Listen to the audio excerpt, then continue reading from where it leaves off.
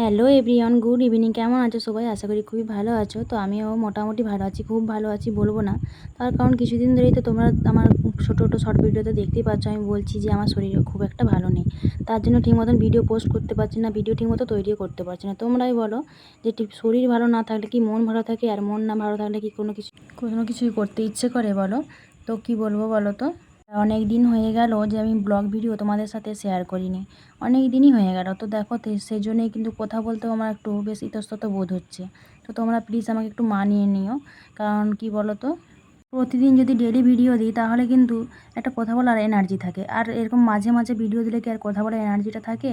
তো কি বলবো তোমাদের, তো একটা কথা না বলে পারছি না। তোমরা আমাকে এত ভালোবাসো, যে এত ভালোবাসা দাও, তো কি বলবো তোমাদের।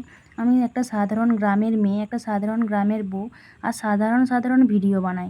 তাতেই তোমরা আমাকে এত ভালোবাসা দাও, এত সাপোর্ট করো, আমার ভিডিওগুলো এতভাবে দেখো, কি ভালোই লাগে আমার, সত্যি বলছি, খুব ভালো লাগে।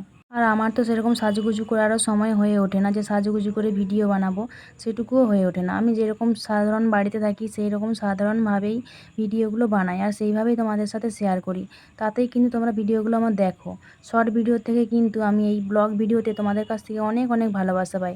আর তোমরা আমার এই কাজের ভিডিও দেখতে অনেকেই পছন্দ করো, অনেকেই কমেন্ট করো যে তুমি এই গ্রামের মেয়ে হয়ে এত সুন্দর কী করে ভিডিও বানাও, এত সময় কখন পাও। তো আমার এগুলো শুনতে কিন্তু খুব ভালো লাগে যে কমেন্টগুলো করো তোমরা। সত্যিই কিন্তু আমার হাতে এত সময় থাকে না, যেহেতু একা হাতে সমস্ত কাজ সামালতে হয়, সেহেতু মাঝে মাঝে শরীরও অসুস্থ হয়ে পড়ে, আর টাইমটাও ঠিক মতন পেয়ে উঠি না। আর নিজে নিজে কি আর ক্যামেরা ধরে ভিডিও সবসময় করা সম্ভব হয়ে ওঠে বলো? ক্যামেরা ধরার মতন যেন সেরকম কাউকে পাই না।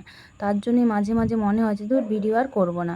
আবার মাঝে মাঝে মনে হয় যে করবো না তো কি, আমার সময়টা কিভাবে কাটবে? তোমাদের সাথে একটু বক বক না করলে, একটু কথা না বললে কীভাবে সময় কাটবে বলো?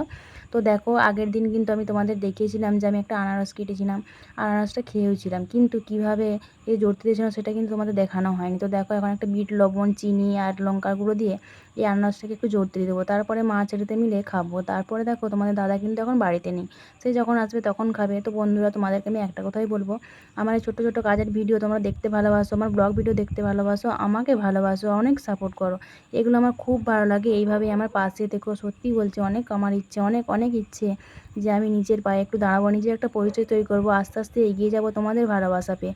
আর সত্যি অনেকটা ভালোবাসা পেয়েছি, অনেকটা পাচ্ছিও, আর আমার মনে হয় ভবিষ্যতেও আমরা সেই ভালোবাসাটা তোমাদের কাছ থেকে পাবো। এই ইচ্ছে নিয়ে কিন্তু আমি ভিডিওগুলো বানাচ্ছি। তো আজকের মতো